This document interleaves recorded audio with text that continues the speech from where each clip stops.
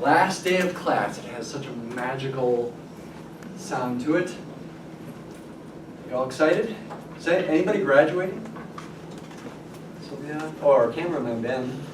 And Chris, you're graduating too, right? All right. Graduation. Yeah, and graduation comes for the rest of you too. It might seem like a faraway thing, but it'll come quick. Okay, enjoy your time here. Life just keeps accelerating afterwards.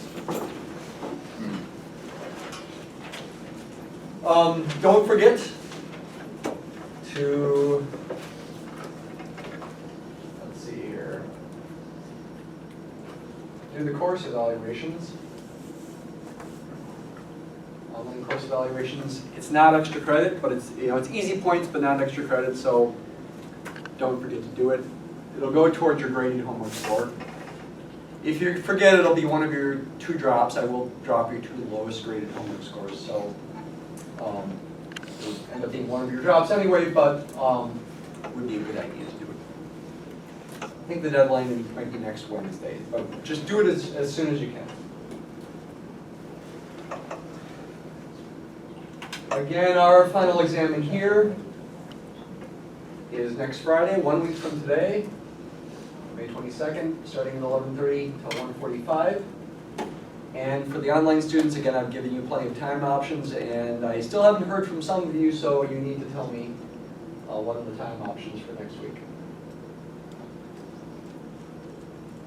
Let's take a look at the note I sent you the other day as far as types of things that I phrase as probably on the final exam, and I guess I will say these will definitely be on the exam. I did start writing it, and these are definitely on the exam.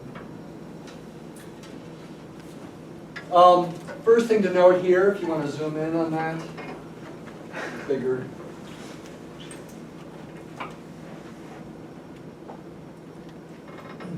This is not the entire exam. There's more beyond this. First thing to note is there is a section 6.3 type of problem, which are the harder problems involving Laplace transforms, but I will give you plenty of help. Right.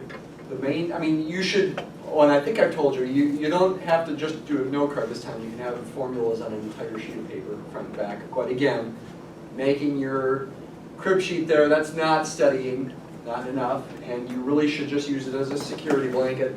You really should know the stuff well enough that you can just whiz through it without looking at it, and it's just there for your security, okay? That'll be what's most beneficial to you.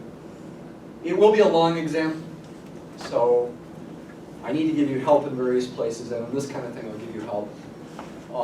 The main thing you'll need to know are the properties of Laplace transforms to help you take the Laplace transform to both sides. And ultimately, how to use like the shifting on the t-axis and the shifting on the s-axis properties to take the inverse Laplace transforms. I will essentially tell you how to do the partial fraction decomposition and also the extra tricky algebra that you sometimes have to do. Like, for example, with the completing the square and with rewriting things in terms of, if when you complete the square you have a factor of s plus 3 quantity squared, you also have to have like an s plus 3 in the top to match that. There's that tricky algebra that you should make sure you work on if you haven't worked on it yet, but I will give you help so you understand what's going on and can do the problem more quickly. And I'll give you help on other problems too. Might be good to focus next here on a section 4.2 type problem and maybe do an example of that.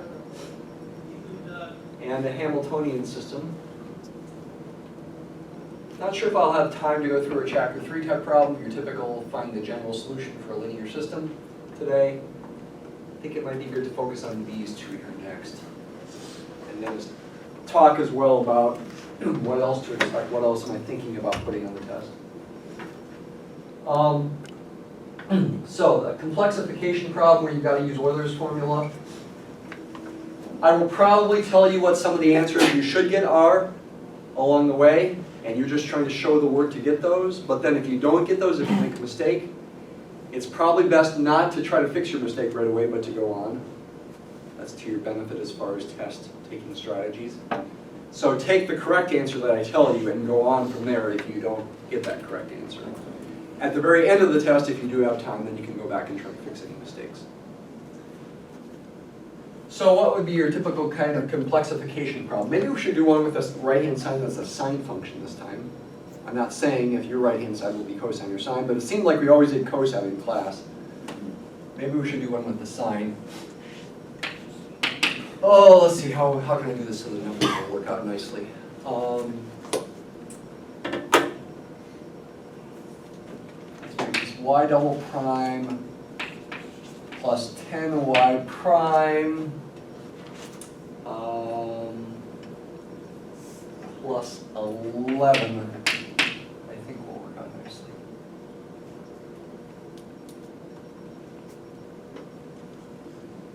Try to think about this.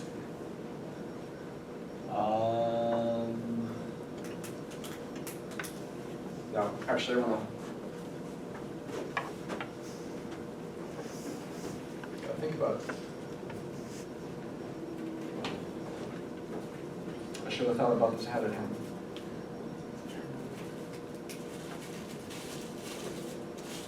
I'm trying to make b squared minus 4ac be a negative number that's also a perfect square. Actually,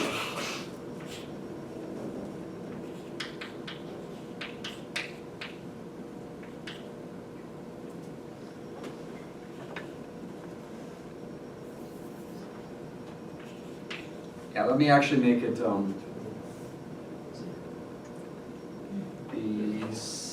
this is going to seem strange. 34. 61.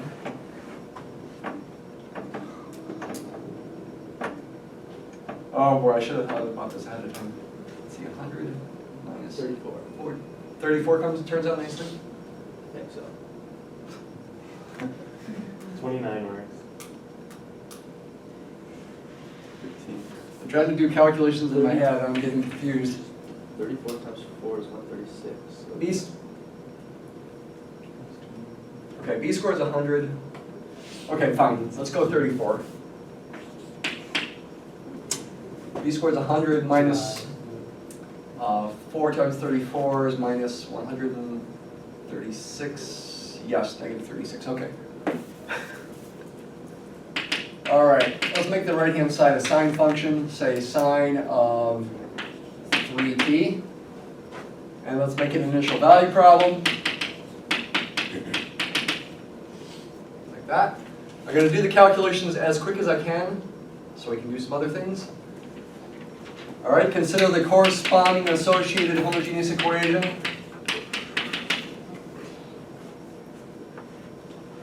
Oops. Yeah, well, that's the corresponding homogeneous differential equation. The corresponding characteristic equation, which you can write either with s or lambda, is a quadratic equation.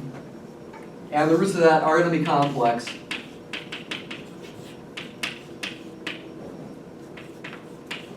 And relatively nice. Negative 5 plus or minus square root of negative 36 is going to be 6i. Divide by 2, you get 3i. So we have complex roots there, which means we need to use Euler's method, Euler's formula for the homogeneous equation as well. YH, well, let's call it YC at first. Take e to the negative 5 plus 3it. You can just take one of those eigenvalues. You don't need both of them. And expand it using Euler's formula. Right? First of all, is e to the negative 5t, and then e to the I times 3t. Use Euler's formula on that part. You get a cosine 3t plus I sine 3t. Distribute the e to the negative 5t through there.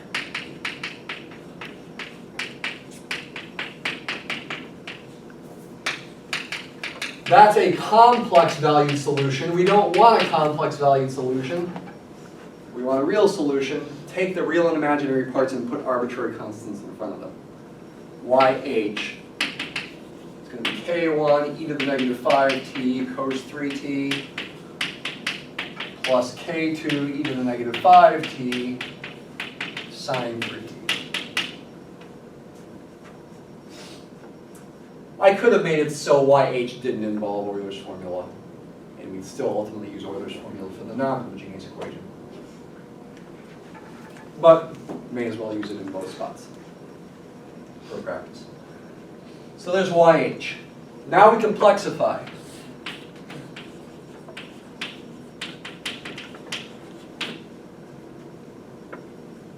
Y double prime plus 10y prime plus 34 equals, you complexify the right-hand side, write it as e to the I 3t. Then you guess. Call this yc as well, though it's a different yc than that one. Some undetermined coefficient a times e to the I 3t. By the way, you don't have to write I 3t in parentheses around the 3t. You can just write 3it if you like. But I like emphasizing, ultimately, it's the 3t that's going to go inside the cosine and sine. Take the derivative, get 3i a e to the I 3t. Take the derivative, that's the first derivative. Take the second derivative.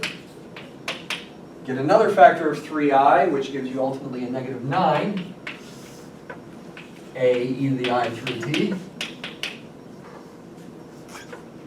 Plug that into the differential equation on the left-hand side. Simplify, set it equal to the right-hand side. You're going to get negative 9a e to the I 3t plus 10y prime is going to be plus 30i a e to the I 3t. 10 times 3. Plus 34y, I forgot my y. I forgot it here too. Nobody caught that? I forgot it everywhere. It's an easy mistake to make because you're sort of imagining the quadratic equation doesn't have an extra s there. Oh, sorry about that, and now that mistake is forever on YouTube. All right, that's a bad mistake. It's all right, we all make mistakes. Plus 34 times yc, 34a e to the I times 3t. Simplify that. Each term has a factor of a times e to the I 3t. That can be factored out. You've got to, then what's left over is a negative 9a, excuse me, a negative 9 plus 34 is 25. Having trouble with? Oh, David's head? Oh, okay. I'll try not to go so long. Okay, thanks, Daniel. 34 minus 9 is 25. Looks like we have a 25 plus 30i a e to the I times 3t. Is that right? I think so.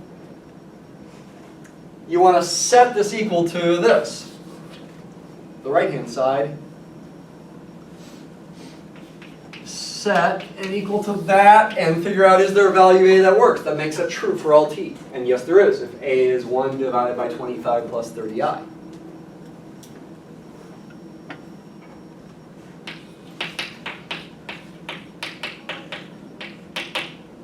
By the way, that tells you pretty quickly what the amplitude of the forced response is. The amplitude of the forced response is the modulus of A, which can most quickly be calculated from this form of A as 1 over the modulus of the bottom, which would be the square root of 25 squared plus 34 squared, whatever that happens to be. That'll be the amplitude of the forced response, the YP. You can just read it off of A. But we typically want the formula for YP as well. Question? Why is it 34 squared? Because I made a mistake. Thank you. Okay. 30 squared, yep, okay. 25, okay, I might as well do it. 25 squared is 625, 30 squared is 900, so it's 1 over square root of 1525, it looks like, which can be simplified, but I'll leave it like that.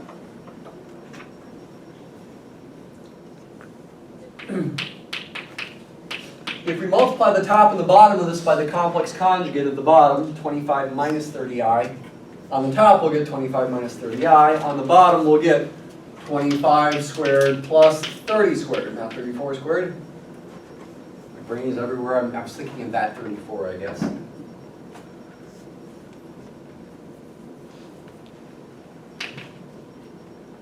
(25 over 1525)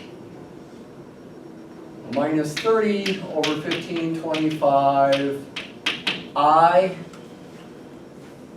Okay, might as well simplify. 1525 divided by 25. I think it's 61. 25 goes into 1,040 times, into 1,500 60 times, 1,525 61 times. Divide the top and the bottom of that one by 5. It's 6 over 305. That's as simple as it's going to get. Right? Does that look good to people? Okay. Now we need to use Euler's formula again.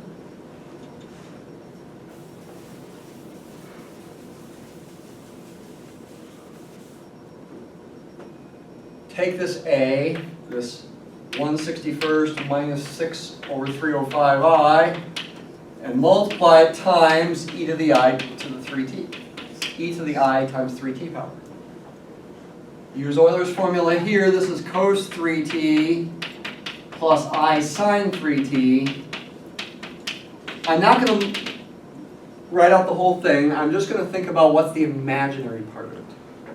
Here I'm picking the imaginary part instead of the real part because the right-hand side of the original equation is a sine.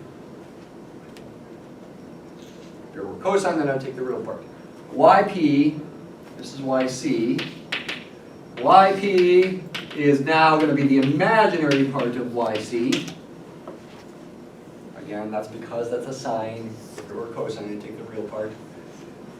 So in imagining multiplying this out, foiling it out, what parts get by the I? 1 over 61 times sine 3t is part of what you get. And the product of those is negative 6 over 305 cos 3t. And there's no I squared, so you don't get a negative 1 canceling a negative sign or anything anywhere like you do when you take the real part. So if I put the cosine one first, it'll be negative 6 over 305 cos 3t.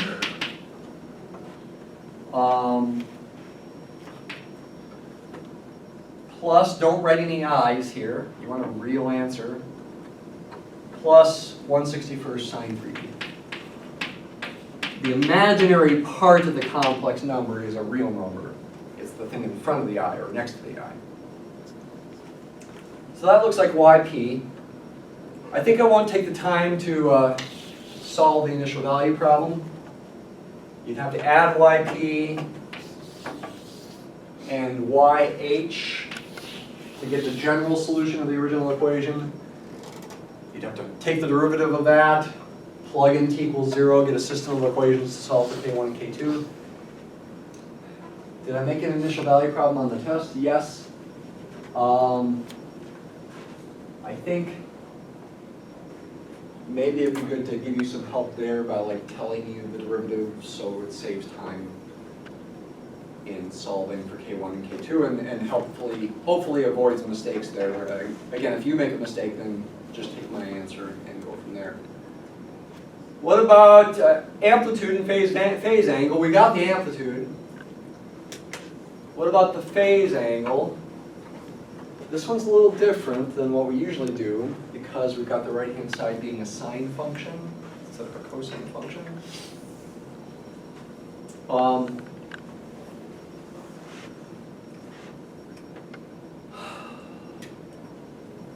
See, if you think about this complex solution here,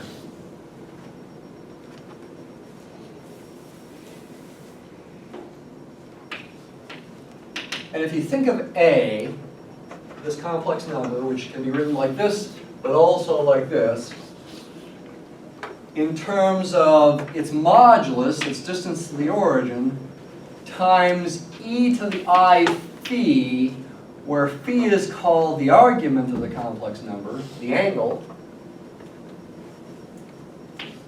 This complex number in the complex plane is going to be in the fourth quadrant. You could think of the angle for that as being negative if you like. You could think of phi as being negative. Don't forget the e to the I3t here. Based on this expansion of yc and using properties of exponents, and then using Euler's formula again, except based on that expression instead of the other expression, it helps you see that you can write the imaginary part of this in this way as well. In other words, this function has to be the same as that function when this is the modulus of A, this number, and when phi is this angle right there. And once again, you can find that angle with trigonometry. I guess the main difference here between having a sine versus a cosine here is you have to have a sine there if you're going to write the function in that form instead of a cosine. That's the main difference. Finding phi is going to be the same. You can see from the picture that you can just use a plain arctangent. The y-coordinate, the imaginary coordinate, if you will, 6 over 305 divided by the real coordinate, 1 over 61. Whatever that turns out to be.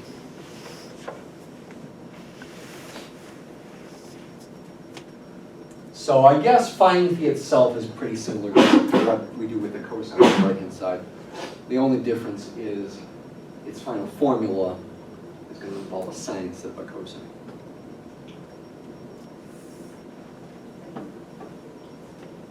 That'll be a negative number for us.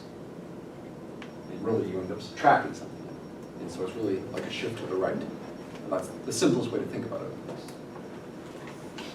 Can I clarify anything there?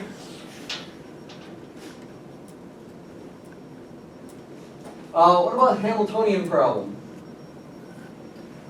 So we talked about a nonlinear bifurcation example in class last time, class number 39, if you want to look up the old video. How about a Hamiltonian problem? Hamiltonian system, be able to confirm it's Hamiltonian, find a Hamiltonian function, verify the Hamiltonian function is constant along solution curves with the chain rule, sketch the phase portrait. I will give you the level curves. So I've got to use Mathematica to give you level curves. Now again, creating Hamiltonian systems is actually very easy. I'll do it at the top of this notebook. You just have to create a Hamiltonian function with a function to start with. The one on the exam is going to involve, I'll go ahead and tell you here, an equilibrium point. And this is not necessarily true for future classes, by the way. But for this class, this year, it's going to involve an equilibrium point at the origin that's going to be sort of a strange equilibrium point. It's not going to be typical looking, like a typical looking sink or source or saddle or singer. It's going to be sort of an atypical looking saddle, actually. And I think I can create such an equilibrium point here as an example, as long as I sort of pick the powers of h in its formula to be high enough. Maybe like x to the 4th plus x squared times y squared plus y cubed. I pick that as my Hamiltonian function.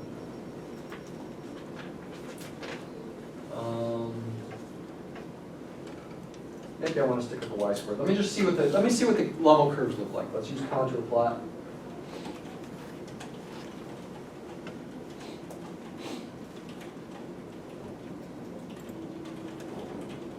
And just see what the level curves look like. I'm guessing they look a little strange.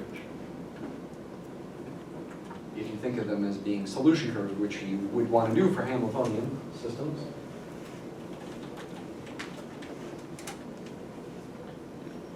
Well, not as strange as I was hoping. Okay, that's looking a little stranger.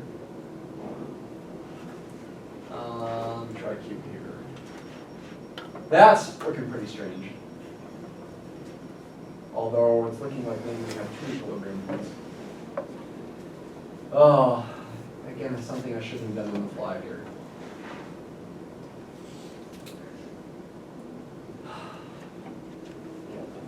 Okay, well, let's just go with this. Let's go with this one. Okay? So for this Hamiltonian function, which you wouldn't know, I wouldn't tell you what the Hamiltonian function is. You wouldn't know this. I would know it, creating the exam problem. And I'd use the Hamiltonian function to make a contour plot along which the solution curves would lie. But to actually write down the Hamiltonian system, you have to use the special form that the Hamiltonian system has.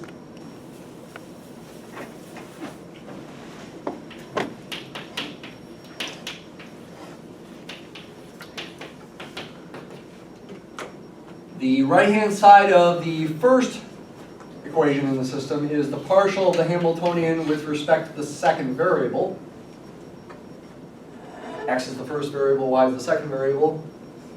This is the first equation, this is the second equation. And the second equation is the opposite of the partial of the Hamiltonian function with respect to the first variable. By the way, you should be able to deal with this with other variable names like theta and v if it's a pendulum problem, for example. Although the Hamiltonian problem I'm talking about on Moodle is not related to an application. So it's sort of a more generic thing like this example. So based on this Hamiltonian, based on this form, what will the equations be? Go back to the Hamiltonian, I'll write it on the board here. H equals x cubed plus x squared times y squared plus y cubed, which by the way is symmetric in x and y, which won't always be the case. You can interchange the role of x and y there and you get the same function. It's not typically going to be the case, but anyway, partial of this with respect to y, treat the x like a constant, is going to be 2x squared y plus 3y squared. Negative of the partial with respect to x is going to be negative inside parentheses 3x squared plus 2xy squared, which simplifies then to negative 3x squared minus 2xy squared. So if this were the problem, this is the system I would give you.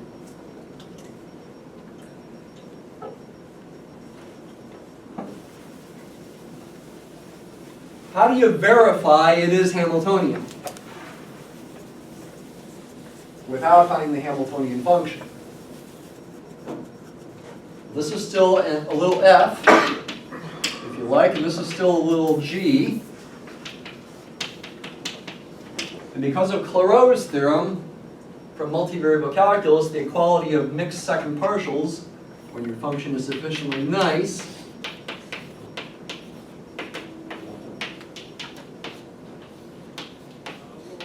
it's going to turn out the condition that you need here for this to be a Hamiltonian system is that the partial of the first right-hand side with respect to the first variable x needs to be the opposite of the partial of the second right-hand side with respect to the second variable y. The partial of f with respect to x, the first variable, is 4xy. The opposite of the partial of the second right-hand side with respect to the second variable, differentiate this with respect to y, get negative 4xy. But we already have a negative sign there, so this simplifies to positive 4xy. So the equality of these things, it's a big long equal sign there, for all x and y implies this system is Hamiltonian. How do you find the Hamiltonian function? You have to integrate.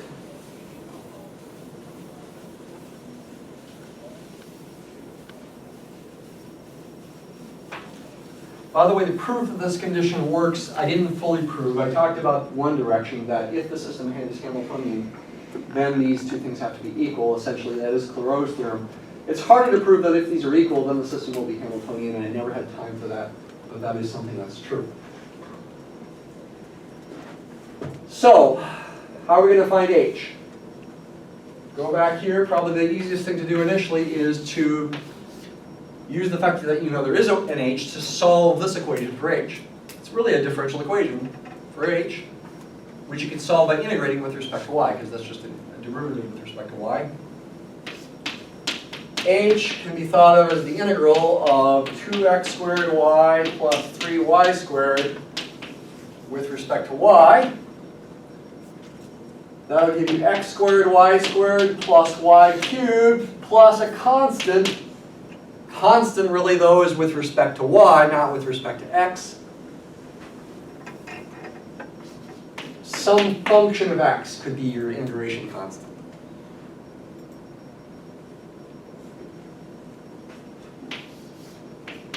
That's my initial candidate for h. How do you find the function little h of x? You want the other condition to be true as well. You want the negative of the partial of capital H with respect to x to equal this. So, what is that negative derivative? Differentiate this with respect to x, get 2xy squared plus h prime of x negative 2xy squared minus h prime of x. You want to set this equal to the original right-hand side of the original second equation, negative 3x squared minus 2xy squared, which I'll write like that. Therefore, you want to choose little h so that this is true. And you can find little h by integration again. Little h is x cubed plus any actual constant c. You might as well take the c to be 0 though. Little h of x is x cubed plus c, take c to be 0. That means we can use this function x squared y squared plus y cubed plus x cubed as a Hamiltonian, or plus any constant. There are infinitely many Hamiltonian functions. We're taking the constant of integration to be 0. And that's the formula that I used here. It also would be helpful in trying to draw the solution curves. They're going to be on the level curves, and that's something you should know. These curves themselves are going to be solution curves as long as you get the direction correct. And technically they are parametric curves, so there's a speed issue. How does a parametric curve get traversed with solutions? But they are on top of the level curve. That's where differentiating the Hamiltonian function with respect to t along the solution curve, you should be able to verify that that always gives you 0. That's something you should be able to do. And that's why they line the level curves of h. But you got to get the directions right. And so it's also helpful to draw the null lines in here.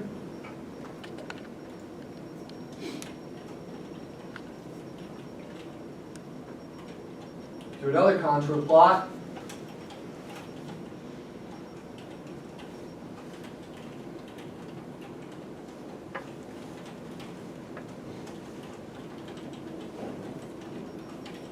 Of the null lines,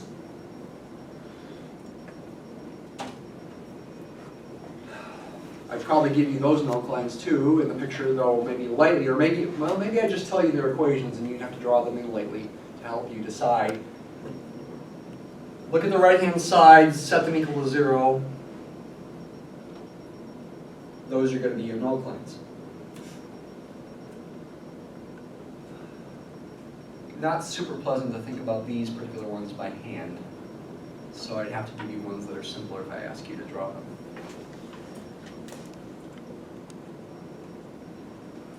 Two x squared.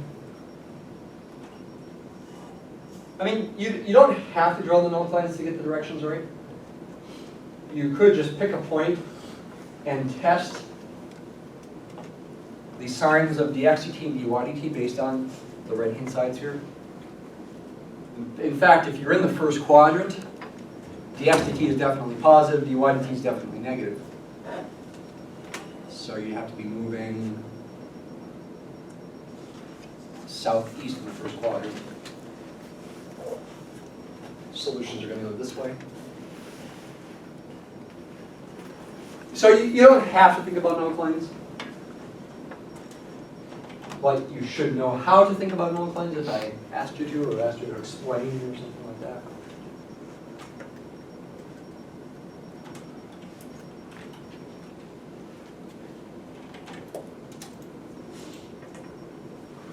There are the null claims. Red is the x null claim, you cross it vertically. Y is the, or blue is the y null claim, you cross it horizontally. And yeah, if you think about signs, dx dt is positive over here, dy dt is negative, so your solutions have to be going this way. You'd want to draw little arrows on top of these little curves pointing in that direction. And if you follow those solution curves, they'd have to head down this way. You want to test signs of dx dt and dy dt in different regions. Yours is, again, an atypical example, though your null claims are not quite this complicated looking. It does look like we have two equilibrium points, right here and right here. You should also be able to use linearization to say that this one probably looks like a saddle point. This one is hard to tell what it looks like. I'm not sure without thinking about the directions of the solution curves, what kind of thing that is. Could be degenerate. We could get a linearization that's as 0 for an eigenvalue or something. I'm not sure. I think maybe before I put this on Moodle, I will do a test of that. I am still behind putting stuff up on Moodle. I will try to get to it today, partially because my computer crashed the other day, so I got behind. Okay. That's something I could add to just complete this picture. Can I clarify anything with this? Any questions at all? I think the best use of our remaining time is to talk about maybe some other kinds of problems that could be in the test besides the ones that are listed here. Again, you should look back at class 39 to see my example of a nonlinear bifurcation problem. I think I probably will send you another example to think about. And you can always use stream plot to check your answers, but you should try your best to draw it without technology, because that's what you're going to have to do for the exam. I did decide, though, with the null claims, I will draw the null claims for you, and in fact, I'll even make sure you get to which one's the x null claim and which one's the y null claim by drawing little hash marks, vertical and horizontal, on them. Save you a little time, help avoid mistakes. I did decide I will include those, but I'm not going to include the vector plot or the stream plot. No direction field or anything in the background for that bifurcation problem. But again, I'll send you another example to think about that'll be somewhat similar to the final example. All right, what else could show up in the exam? Chapter 1 type problems. Main things were separation of variables. I'm thinking main symbolic techniques here. Separation of variables, undetermined coefficients, and integrating factors. And I think I've decided to put an integrating factor problem on. I was thinking about it before class. So that's the main thing from chapter 1 to study is integrating factors. That's worth practicing some more. Again, for future classes, that's not necessarily true for you. It's true for 2015. Chapter 2, chapter 2 really introduced systems of equations and talked about numerical techniques like Euler's method and talked about existence and uniqueness and various models with mass on the spring and competing species, cooperating species. I don't know that there'd be anything explicitly on chapter 2. I tested you on Euler's method already. I don't think I'm going to test you again. I'm not planning to put an Euler's method problem on the final exam. So that kind of hits chapters 1, 2, 3. Your typical linear problem, where you find the eigenvalues, eigenvectors, and general solution, and solution of an initial value problem. Dealing with the trace determinant plane, also in terms of the bifurcation problem, we'll also with the Jacobian matrix with linearization. Make sure you're comfortable with all that.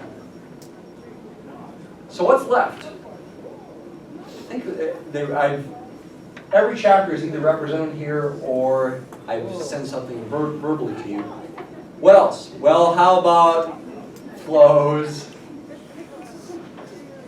recent stuff like hyperbolic equilibrium points, stable versus unstable, trapping regions, and Poincare-Bendixson. Yes, I will be putting those things on the test.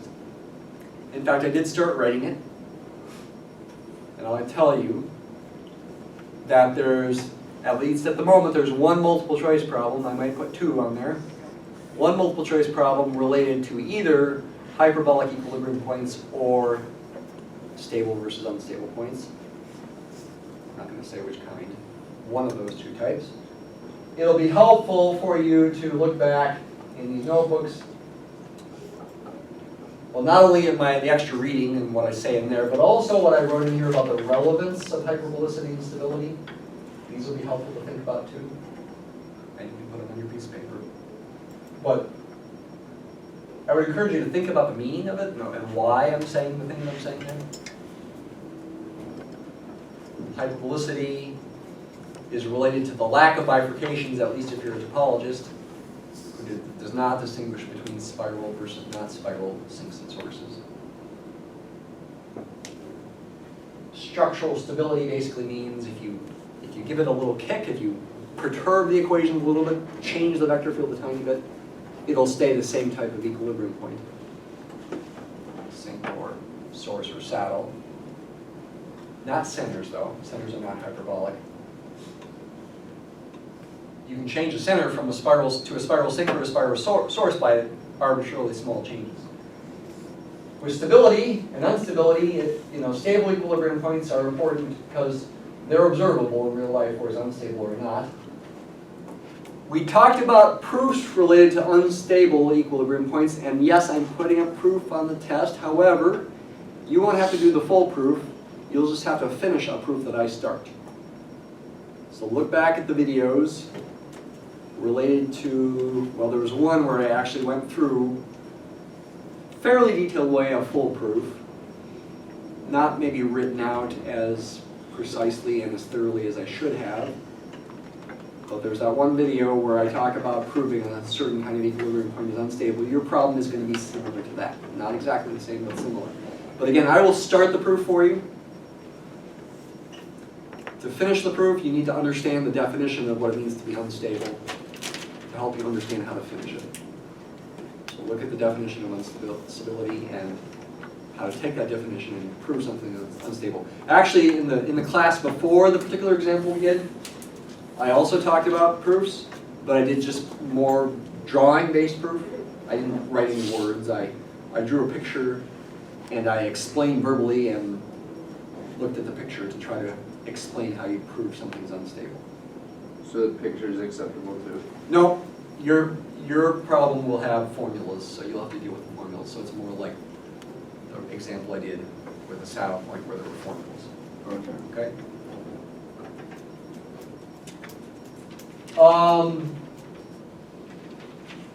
Lyapunov functions, I guess I should mention too. I think I probably will put a Lyapunov function problem on there.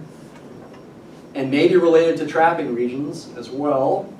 Maybe for a gradient system. I talked about that one day. Gradient systems actually always have Lyapunov functions. And the Lyapunov function is the opposite of the gradient function, or the g function whose gradient you use to create the system. If you've got a function g, a system of this kind of form is what we call the gradient system. Actually, some people don't call this a gradient system. Some people put negative signs in front of the partial derivatives so that g itself becomes a Lyapunov function. Physicists typically do that. But for us, that's a gradient system, and it's the opposite of g that's a Lyapunov function. You should be able to verify that symbolically. And know what it means. It means if you draw the level curves of g, and think of the shading in Mathematica as dark and light, meaning low and high values of g. Negative g being a Lyapunov function means if you make that shading for negative g, the solutions for this have to go from light to dark, if it's the contour map for negative g. I did talk about that one day too. Trapping regions, you can use Lyapunov functions to create trapping regions. If I sort of write a generic Lyapunov function is L, where L decreases along solutions, strictly decreases. Sets of that form are trapping regions. The vector field is going to be going into the region along the boundary. This boundary would be where the Lyapunov function equals the constant. As long as it's a strict Lyapunov function, as long as this derivative is strictly negative, for all t along that boundary, then solutions are going to go in. It's going to be a trapping region. You wouldn't necessarily be able to apply Poincare-Bendixson here, because you might have equilibrium points inside there. However, yes, I did start writing, I'm telling you, a Poincare-Bendixson related problem, and it is what I said the other day. Excuse me, in this extra reading here, example 3, I did, excuse me, I did just modify the equations a bit. Okay, it's actually still going to be the same annulus, the same ring is still going to be the trapping region, but the vector field will be a little different because the equations will be a little different. However, it'll still be a trapping region. The picture will still basically look like this, what you see here. To verify that it is a trapping region, you want to use that condition about the dot product of the vector field F with outward pointing normal vectors. So make sure you know how to do that. And I did an example in class, maybe about a week ago, I forgot. On the outer boundary, outward pointing normal vectors point outward like this, and the dot product of F should be negative. And along the inner boundary, the dot product should be negative as well, and you should know how to calculate the dot product. But the outward pointing normal vector is going to point toward the origin along the inner boundary. I'm actually, in writing this, I'm only going to have you verify it along the outer boundary, and just assume you could do it along the inner boundary. You won't actually have to do it. And then applying Poincare-Bendixson, probably I'll tell you the origin is the only equilibrium point, and you can take that as a basic fact. And that means if you got a trapping region and there's no equilibrium points, if it's a planar trapping region, then if there's no equilibrium points inside the trapping region, there's got to be a periodic solution. That's the conclusion that you can say is true because of Poincare-Bendixson. Actually, there could be more than one periodic solution. You can make examples like that, but there's at least one. Running low on time here. Anything else? I would like you to know the basic idea of sensitive dependence on initial conditions. Talked about that with the Lorenz tracker here.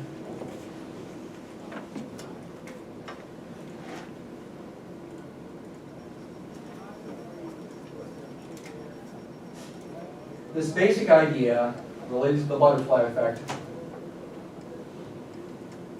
Oops, I forgot to enter something else here. That's in here.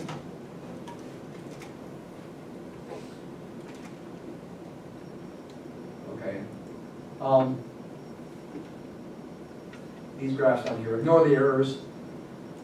Basically, the idea of sensitive dependence on initial conditions is when that happens, when you've got chaotic behavior like this, arbitrarily small changes in initial conditions can result in drastically different long-term behaviors. And that difference in the starting initial condition can be arbitrarily small as you like, 10 to the negative 10, 10 to the negative 100, 10 to the negative million power, doesn't matter. There are going to be initial conditions, 10 to the negative million apart, that ultimately lead to drastically different behavior like you're seeing here. That's the basic idea I'm talking about. You should understand that basic idea, and you can look some stuff up on it if you want. To finish off class today in the semester, I do want to just mention something interesting. The Lorenz system actually does have a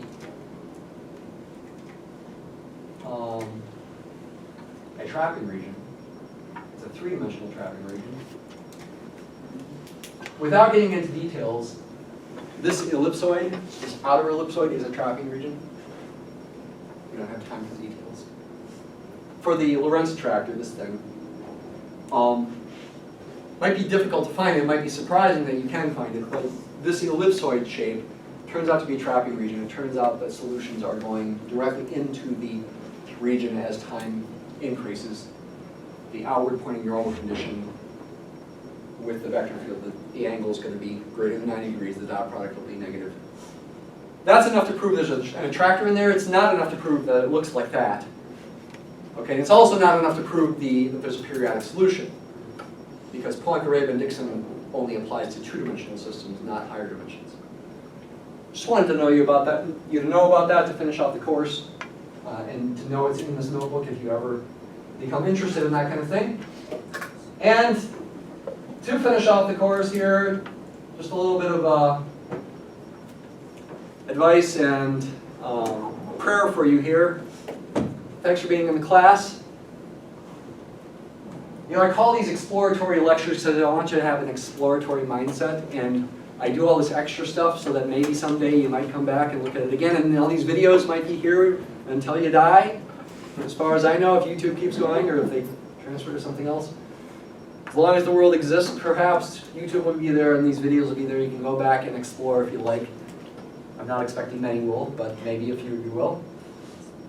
Walk by faith, glorify God through Christ Jesus, and in your work and your relationships. You can apply math to life and faith.